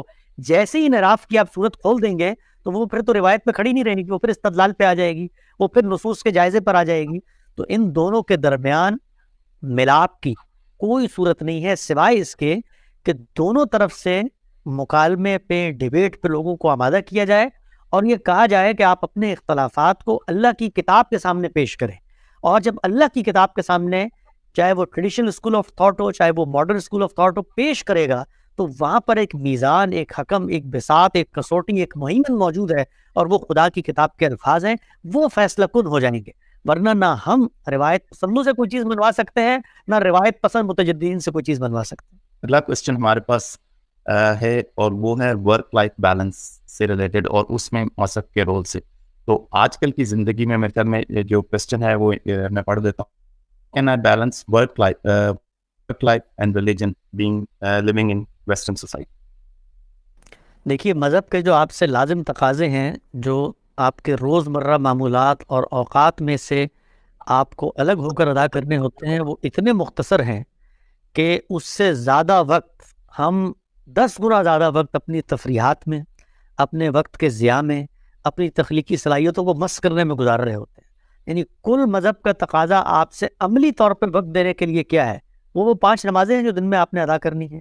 ان میں آپ 10-10 منٹ اگر لگا لیتے ہیں، 5-7 منٹ وضو کے لگا لیتے ہیں، اس اہتمام کے لگا لیتے ہیں، تو کل ملا کے 1-1.5 گھنٹہ 24 گھنٹے کی زندگی میں جو خدا کے سامنے حاضری کے لیے آپ پر لازم کر دیے گئے. اس کے بعد زندگی میں ایک دفعہ حج لازم ہے. رمضان سال میں ایک دفعہ آتا ہے، اس میں آپ نے روزہ رکھنا ہے، اس روزے کے ساتھ سارے کام انجام دینے ہیں، کوئی پابندی نہیں ہے آپ پہ سوائے کھانے پینے کے. یہ لازم تقاضے ہیں. جو آپ کماتے ہیں اس میں سے آپ نے زکوٰۃ دینی ہے. سرکار کو ٹیکس دیتے ہیں، اس کو زکوٰۃ سے منع کر لیں، وہ وہی ٹیکس تھا جو اسلامی حکمرانوں کے لیے لازم کر دیا گیا تھا کہ وہ مسلمان اپنی جو شہری ہیں ان سے وہ دیں گے. تو یہ لازم تقاضے ہیں. اس سے منیمم تقاضے دنیا میں شاید کسی نقطہ نظر یا کسی مذہب نے انسانوں سے لیے ہوں. اس کے بعد اخلاقیات کا ایک امتحان ہے. وہ ورک پلیس پہ ہوں، وہ گھر میں ہوں، وہ باہر ہوں، وہ سفر میں ہوں، وہ حضر میں ہوں. مذہب مطالبہ کرتا ہے انسانوں سے اچھے معاملات کریں. یہ وہ چیز ہے جو عالمگیر اخلاقیات پہ مبنی ہے. کوئی مذہب کا ایک انہونا کوئی مطالبہ بھی نہیں ہے. تو آپ کی ورک لائف آپ پوری زندگی گزاریں. سائنسدان بننا چاہتے ہیں آپ، کارپینٹر بننا چاہتے ہیں آپ، ایسٹروناٹ بننا چاہتے ہیں، علم حاصل کریں. نماز کا وقت تو جا کے نماز پڑھیں، نماز کے بعد پھر سرگردہ ہو جائیں. کوئی ذمہ داری نہیں ہے کسی عام مسلمان پہ پوری دنیا میں دعوت پہنچانے کی. کوئی ذمہ داری نہیں ہے کسی عام مسلمان پہ اللہ کے راستے میں جہاد کرنے کی. یہ ذمہ داریاں نظم اجتماعی پر ڈالی گئی ہیں. انہوں نے ریاست کو منظم شکل دی ہے. وہ ان چیزوں کو اپنائیں گے، دین کا علم علماء پہنچائیں گے اپنے دائرے میں، اپنے دوستوں کے حلقے میں، اپنے گھر میں. جہاں کوئی بات اچھائی کی محسوس ہوتی ہے بیان کر دی. اگر اس کا کوئی فائدہ ہوتا ہے، قرآن مجید نے کہا فذکر ان نفعت الذکر، اگر کوئی فائدہ ہے تو بات کرو ورنہ خاموشی رہو. تو یہ وہ چیزیں ہیں. اس میں کون سی ایسی جگہ ہے جہاں پر آپ کی جو ورک لائف ہے اور جو مذہبی مطالبات ہیں وہ کوئی ڈس بیلنس پیدا کرتے ہیں؟ ہم کیسے ایکسپیکٹ کر سکتے ہیں کہ جو مسائل ہیں وہ مذہب ان کا سلوشن دے سکتا ہے، جبکہ ہر وقت جو ہے جیسے ہی ایک دور ختم ہوتا ہے اس سے دوسرے دور میں آتے ہوئے مسائل چینج ہوتے جاتے ہیں. تو ہم کیسے اس چیز کو ریلیٹ کرتے ہیں اپنی تمام جو مذہبی پریکٹسز کے ساتھ؟ مذہب موت کے سوال کا جواب دیتا ہے. کون سے دور میں موت کا سوال جو ہے وہ تغیر پذیر ہو گیا؟ یعنی ہمارے سامنے جو تاریخ موجود ہے اور قریب عہد میں دیکھ لیں پچھلے 200 سال میں جس وقت یہ سارا سائنسی غلغلہ ہوا ہے، جس کے نتیجے میں ایجادات ہوئی ہیں، روز نئی نئی چیزیں آ رہی ہوتی ہیں، تو اس میں جو سب سے بنیادی سوال ہے جس کا جواب مذہب دیتا ہے وہ موت ہے. کیا تغیر واقع ہوا؟ لوگوں نے مرنا چھوڑ دیا ہے، موت پہ ہم نے قابو پا لیا ہے، کیا کیا ہے؟ یعنی اس میں اطلاق بڑے سے بڑا فلسفہ، بڑے سے بڑا نظریہ، بڑے سے بڑا نقطہ نظر اطلاق میں آگے اپنا کھرا کھوٹا واضح کرتا ہے. یہ تو ایک تصور کی بات ہے کہ جی مسائل تبدیل ہو رہے ہیں اور اس کے بعد مذہب کیا کرے گا. مسئلہ بتائیے آپ کون سا مسئلہ ہے؟ وہ مسئلہ سامنے رکھیں کہ موجودہ زمانے نے پیدا کیا ہوا انسان وہی ہے، اس کے وہی مسائل ہیں جو پہلے دن تھے، وہی آج ہیں. کہاں سے آیا ہے، اس کی اصل کیا ہے، وہ مادہ ہے، وہ حیات ہے، وہ شعور ہے، وہ کہاں جائے گا. وہ معاملات جن کے بارے میں فیصلہ کرنے کی اس کے پاس کوئی عقلی بساط موجود نہیں ہے، کیسے فیصلہ کرے گا؟ کیا تبدیلی آئی ہے اس میں؟ یہ ایک ذرے برابر کی تبدیلی نہیں آئی اور آئے گی بھی نہیں. کیوں؟ اس لیے کہ انسان وہی ہے، انسان کے بنیادی مسائل اور سوالات وہی ہیں. یہ جو تبدیلیاں آتی ہیں اطلاقی مسائل کے اندر آتی ہیں. اور دین نے اور شریعت نے ایسا نہیں ہے کہ چند ہدایات لکھ کے دے دی ہیں، اس نے ایک اصول دیا ہے، ایک ضابطہ دیا ہے جن کے تحت آپ اجتہادات بھی کرتے ہیں، جن کے تحت نئی اطلاقی صورتحال کے اندر فیصلہ بھی کرتے ہیں. یہ انسان کے علم کی روایت ہے، مذہبی علم کی روایت بھی اسی سے پیدا ہوتی ہے. اجتہاد کی دنیا آزاد ہے، وہاں تبدیلیاں آتی ہیں تو مذہبی علماء بھی آگے بڑھتے ہیں. غور و فکر کا ایک عمل ہوتا ہے، اس کے نتیجے میں حکم لگاتے ہیں. وہ حکم ممکن ہے آج غلط ہو، کل ٹھیک ہو جائے، یہ ہر معاملے میں ہوتا ہے. تو اس میں کیا ڈرنے کی بات ہے؟ نئی ایجادات ہو رہی ہیں، نئی تبدیلیاں آ رہی ہیں، تو مذہبی مقدمہ ان پہ اطلاق کر کے دکھائے گا. آپ کو کوئی اطلاق کر کے دکھانے کی پوزیشن میں نہیں ہے. تو ہم اس کو کہیں گے بھئی آپ کا مذہب اس معاملے میں ناکام ہو گیا ہے.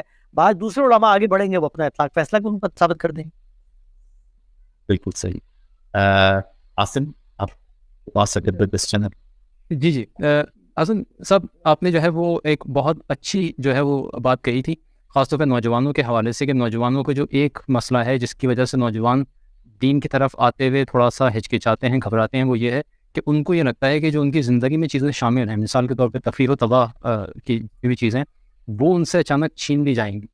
تو آپ کے مطابق ہمیں ان کو یہ پیغام دینا ہے کہ مذہب جو ہے وہ اس طرح کی چیزوں میں کوئی رکاوٹ کے طور پہ نہیں آتا ہے, ماں سوائے اس کے کہ کوئی اخلاقی پہلو اس میں نکلتا ہو. جس طرح جو ہے وہ مخلوط محافل ہو گئیں اور اسی طریقے سے جو ہے وہ نوجوانوں کے مختلف مسائل ہیں. تو مجھے لگتا ہے کہ اگر ہم یہ پیغام ان تک جانا یہ بتاتا ہے کہ مذہب جو ہے وہ ان کی یا موجودہ دور کے ضرورت رجحانات کی وجہ سے مولڈ کیا جا سکتا ہے, یعنی ہر چیز میں ایک درمیانی راستہ نکالا جا رہا ہے ان کو فیسیلیٹیٹ کرنے کے لیے. یعنی آپ, جس کا یہ مطلب یہ ہو سکتا ہے کہ آپ جس طریقے سے چاہیں اس کو اس طریقے سے اپنائیں, بجائے اس کے کہ جو مذہب کی ریکوائرمنٹ ہے اس کو اندر قائم رہیں. اور یہی میرے خیال میں جو آپ نے ایک اور بات کہی تھی, یہی مسئلہ ہے کہ جو ٹریڈیشنل اور پروگریسو یا ماڈرن تھاٹ ہیں, آپ نے کہا کہ وہ جمود کا شکار ہے, تو وہ تو اس پر کہتے ہیں کہ نہیں یہ بلیک اینڈ وائٹ ہے, ایسا ہے, ایسا کرنا ہے تو کرنا ہے, ورنہ نہیں کریں گے تو آپ اس سے باہر ہو جائیں گے. اچھا, ان کا خیال ہے کہ جو پروگریسو اسکول آف تھاٹ ہے وہ ہر چیز میں درمیانی راہ نکالتا ہے. تو آپ اس کو کیسے دیکھتے ہیں کہ کیا واقعی ہم مذہب کو نوجوانوں کے لیے ان کو فیسیلیٹیٹ کرنے کے لیے ہر چیز چینج کرتے جائیں, ان کو کہتے جائیں every thing is okay as you wish? دیکھیے, اگر کوئی یہ کام کرتا ہے کہ وہ لوگوں کو اکوموڈیٹ کرنے کے لیے, معاشرے کے ساتھ مذہبی روایت کو ہم آہنگ ثابت کرنے کے لیے ایک انٹرپریٹیشن خارج کا اثر لے کر مذہب کو مولڈ کر کے پروگریسیولی اس لیے پیش کرتا ہے کہ لوگ اس کو قبول کر لیں, تو اس سے بڑی بیوقوفی اور اس سے بڑی گمراہی اور کیا ہوگی کہ بھائی یہی کام اگر آپ نے کرنا ہے تو وہ اللہ کے نام پہ کیوں کریں, انسان اپنے فکر اور فلسفے کے طور پہ کر لیں. مذہب تو نام ہے خدا کی منشا کا, خدا کی منشا کو اگر کوئی تبدیل کرتا ہے تو وہ تو اصل میں خدائی کام میں مداخلت کر رہا ہے. اس سے بڑا تو کوئی جرم نہیں ہو سکتا, یہ اخلاقی جرم ہے. اس لیے کہ میں اگر کسی کا نقطہ نظر بیان کر رہا ہوں, جس طرح میں اپنے بارے میں یہ سمجھتا ہوں کہ میری رائے جب آپ بیان کریں تو اس کو دیانتداری سے بیان کریں, اس کو غلط بیانی سے بیان نہ کریں, تو سب سے بڑا یہ خالق کا ہم پر قائم ہوتا ہے کہ جو اس کی رائے ہے, جو اس کی منشا ہے, جو اس کا حکم ہے, جیسے کہ وہ ہے وہ ویسے ہی بیان کرنا چاہیے. جو لوگ سوسائٹی کو معیار بنا کے مذہب کے اندر کوئی تبدیلی پیدا کر کے قابل قبول بنانا چاہتے ہیں, اس سے بڑی بیوقوفی روئے زمین پہ کوئی نہیں ہے. اس لیے کہ یہ کام اگر انہوں نے کرنا ہے تو مذہب کے نام پہ کیوں کر رہے ہیں, اپنے نام پہ کریں. یہ کام آگے چل ہی نہیں سکتا, اس لیے کہ خود مذہب اس کو اگل کے پھینک دے گا اگر وہ کسی بنا استدلال پہ کھڑا ہوا ہے, اگر وہ کسی محکم ذریعہ علم کے ذریعے ہم تک پہنچا ہے. تو یہ جتنے پروگریسو تھاٹس اس وقت آپ کو نظر آتے ہیں جو معاشرے سے متاثر ہو کے نکالے گئے ہیں, خود مذہب کے اندر اس کی نصوص ان کو اٹھا کر اگل دیتی ہیں, رد کر دیتی ہیں, پھینک دیتی ہیں. ہم جو بات کر رہے ہیں وہ یہ نہیں ہے کہ ہم نوجوانوں کو یہ بتائیں کہ آ جاؤ جو کچھ تمہیں تفریح تباہ چاہیے ہم تمہیں مذہب سے نکال کے دیتے ہیں. نہیں, ہم ان کو یہ دعوت دے رہے ہیں کہ مذہب کے نام پر جو بندشیں اور قدغنیں تمہارے اوپر عائد کی گئی ہیں, آؤ اصل مذہب کا مطالعہ کریں, آؤ اس کے اندر جا کر دیکھیں, آؤ اس کے اندر اتریں, تو تمہیں یہ معلوم ہوگا کہ حقیقی مذہب وہ بات کہتا ہی نہیں ہے جو مذہب کے نام پر تم سے منوائی جا رہی ہے. ایک ہے دین, ایک ہے مذہب, ایک ہے اس کے نتیجے میں پیدا ہونے والی فکر. یہ ریلیجیس تھاٹ, یہ مذہبی فکر ہے جس سے متواحش ہو کہ تم دین سے دور ہو رہے ہو. آؤ اصل دین کی طرف, وہ اللہ کے رسول کی لائی ہوئی کتاب کے اندر ہے, وہ پیغمبر کی سنت کے اندر ہے. اس کے اندر کیا کوئی ایسی بات تمہیں نظر آتی ہے جو قابل اعتراض ہو تو اس پر انگلی رکھو. تو ہم مذہب کو نہ موڈیفائی کر رہے ہیں, نہ مذہب کو مولڈ کر رہے ہیں, نہ مذہب کو عرف, معاشرت اور کلچر کے تقاضوں سے ہم آہنگ کرنے کی کوشش کر رہے ہیں. مذہب کو اس کی خالص فارم میں ڈسکور کر کے, ایکسپلور کر کے لوگوں کے سامنے رکھ رہے ہیں کہ آؤ اصل مذہب کا جائزہ لو, کیا یہ وہ بات کہتا بھی ہے جو تم سمجھ رہے ہو. جی, یہ آخری کوشچن کے بعد ہم ختم کریں گے, کیونکہ میں سوچ رہا تھا ابھی جو آپ نے بات کی اس سے میرے ذہن میں آیا, تو پھر تو اس کا مطلب ہے کہ پہلے مذہب ہونا چاہیے, پہلے اس ایک انسان کو مذہب سے انٹروڈکشن ہونا چاہیے اس ٹرو فارم کے ساتھ کہ جو جس کی ریکوائرمنٹ ہے, پھر اس کے بعد باقی سب چیزیں آتی ہیں. اسی لیے میں عرض کیا تھا کہ پہلا چیلنج یہی ہوتا ہے کہ ہم اصل میں پورے مذہب کی ایک ایسی اورینٹیشن اس کے سامنے رکھ دیتے ہیں کہ وہ پھر اس کی طرف التفات کر کے اس کے اندر اترتا ہی نہیں ہے. اس کے لیے مذہب علماء کی آرائی ہوتی ہے.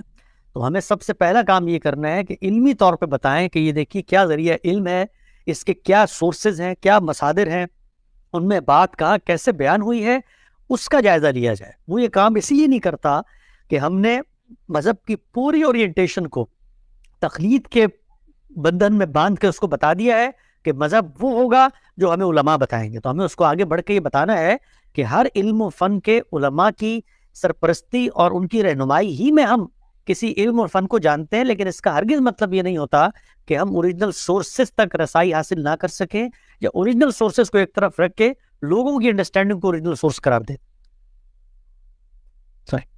یہ تو صحیح. تو عاصم بھائی میرے خیال میں اگر آپ کے پاس کوئی کوشچن نہیں ہے تو پھر ہم اپنا سیشن وائنڈ اپ کرتے ہیں یہاں پہ, کیونکہ تھوڑا ٹائم زیادہ ہو گیا. گفتگو کیونکہ اتنی اچھی ہو رہی ہے کہ سوالات تو آتے رہیں گے, لیکن کیونکہ ہمارے مہمان ہیں ان سے ہم نے ایک مخصوص کیا, تو اگر حسن صاحب کے پاس ٹائم ہو تو آڈینس کے بہت سارے سوالات میں سے اگر آپ ایک لے لیں, ورنہ ہم سیشن اینڈ کر سکتے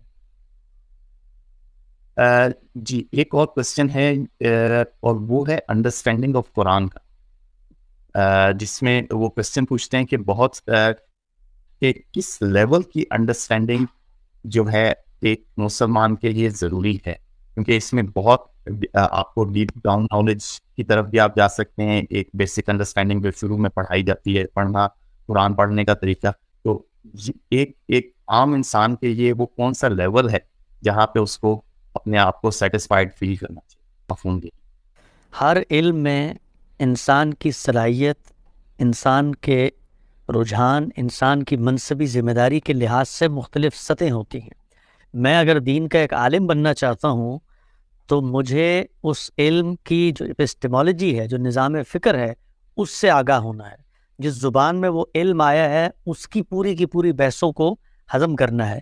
اس مذہب کی ایک علمی روایت اگر ہے جس کو میں اپنے ماضی کی تراث یا اپنا علمی ورثہ کہتا ہوں, اس سب کا جائزہ لینا ہے. یہ بطور دین کے ایک عالم کے میری ذمہ داری ہے.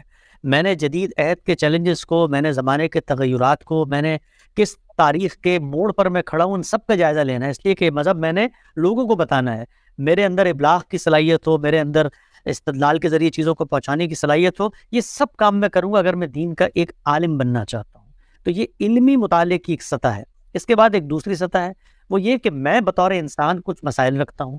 میرے سامنے بھی وہ سارے سوالات ہیں جو باقی انسانوں کے سامنے ہیں. بھائی میں کون ہوں, میں کہاں سے آیا ہوں, میں کہاں جاؤں گا. میں ہوں جو شکار ہو جاتا ہوں کینے کا, بغض کا, حسد کا, اور لوگوں کے بارے میں حق تلفی کرتا ہوں. میں لوگوں کی جان مال آبرو کے خلاف زیادتی پہ آمادہ ہو جاتا ہوں. میں ہوں جو کوتاہی کرتا ہوں, میں ہوں جو کم تولتا ہوں. میرے یہ اخلاقی رذائل ہیں, میرے یہ بعض فضائل ہیں, ان کی میں نے نشو و نما تقویت کیسے کرنی ہے. میں ہوں جو غفلت کا شکار ہو جاتا ہوں, میرے اندر یاد دہانی کیسے آئے. تو یہ ایک دوسری سطح ہے. اس سطح کو حاصل کرنے کا سادہ طریقہ یہ ہے کہ ہم قرآن مجید کا کوئی بھی سادہ ترجمہ اٹھائیں اور اس کو اس طریقے سے پڑھیں جس طریقے سے ہم کسی کتاب کو پڑھتے ہیں. کتاب کو پڑھنے سے پہلے کتاب کا تعارف حاصل کرتے ہیں, کتاب کس تاریخی پس منظر میں آئی ہے, کتاب کے کریکٹرز مخاطبین کون ہیں, کتاب کن لوگوں سے کیا بات کر رہی ہے. اس کو سمجھنے کے بعد اس کا اسٹائل, اس کا یونرا, اس کا ڈکشن, اس کا بات کرنے کا اسلوب کیا ہے, اس کو سمجھتے ہیں. اس کتاب کا موضوع کیا ہے, اس کو سمجھتے ہیں. یہ سب سمجھنے کے بعد ہم قرآن مجید کو ایک طرف سے کھولیں گے, پڑھنا شروع کریں گے. باقی کام وہ خود کرے گا. باقی اس کا دعویٰ یہی ہے کہ وہ دنیا میں آپ کے لیے وہ روشنی لے کر آیا ہے کہ جو انسانوں کے پاس نہیں تھی, تو وہ اس کے کرنے کا کام ہے آگے کا. غلطی کہاں ہوتی ہے؟ غلطی یہ ہوتی ہے کہ ہم اس کتاب کا انٹروڈکشن حاصل کیے بغیر یا تو اپنی صلاحیت کا جائزہ لیے بغیر علمی مطالعہ شروع کر دیتے ہیں, یا پھر انٹروڈکشن اور صلاحیت کا جائزہ لیے بغیر ہم اس کتاب کو انٹپ کھول کے پڑھنا شروع کر دیتے ہیں. تو ہمیں لگتا ہے کہ اس میں کیا ماضی کے قصے ہیں, یہ پیغمبروں کی داستانیں ہیں, یہ معجزات کی باتیں ہیں, یہ فرشتوں کی باتیں ہیں, یہ جنگوں اور لڑائی کی باتیں ہیں. تو ہم اس سے وہ میسج پرسیو ہی نہیں کر سکتے. کرنا کیا ہے, ایک سنجیدہ ایکیڈمک بیہیویئر اپنا کے کتاب کا پہلے تعارف حاصل کرنا ہے اور اس کے بعد کتاب کو کھول کے اس کا مطالعہ کرنا ہے. باقی کام اس کتاب کا دعویٰ یہ ہے کہ وہ خود کرے. جی شکریہ. اب ہمارے پاس جو کچھ اور کمنٹس ہیں, مگر وہ میں زیادہ تر یہی ہیں کہ آڈینس آپ کا شکریہ ادا کریں, آپ نے بہت اچھی طرح چیزیں ایکسپلین کی. تو اس کے ساتھ ہی ہم دوستوں آج کے سیشن کا کوئی اختتام کی طرف بڑھتے ہیں. حسن صاحب بہت شکریہ آپ کا ہمیں جوائن کرنے کا اور اس ڈسکشن میں ہم سب کی رہنمائی کرنے کا. ایک دفعہ پھر بہت شکریہ. آپ حضرات کا شکریہ، آپ نے اس طالب علم کو مدعو کیا، اور جو میں نے باتیں کی ہیں یہ محض طالب علمانہ گزارشات ہیں. ہم علم کے مسافر ہیں، چیزیں سیکھتے سمجھتے ہیں. آج یہ حقائق ہم پر واضح ہوئے ہیں تو انہیں اسی عاجزی کے ساتھ شیئر بھی کر رہے ہیں کہ اگر ان میں کوئی ایسی بات ہے جو قابل التفات ہو تو اس پر لوگ غور و فکر کا ایک روایت ہے اس کو وہ آگے بڑھائیں، اور کوئی ایسی چیز ہو جو ہماری اصلاح کا باعث بنے وہ ہم تک پہنچائیں، کیونکہ یہ علم کا سفر ہے، شیئر کرتے رہنا چاہیے. یہی طالب علمانہ زندگی کا حسن ہے. اس میں سے کسی بات پر بھی کوئی ادعا، کوئی ذان نہیں ہے. اب تک یہ حقائق واضح ہوئے ہیں، اس کے بعد کوئی نئی چیز سامنے آئی تو انشاءاللہ اسے بیان کریں.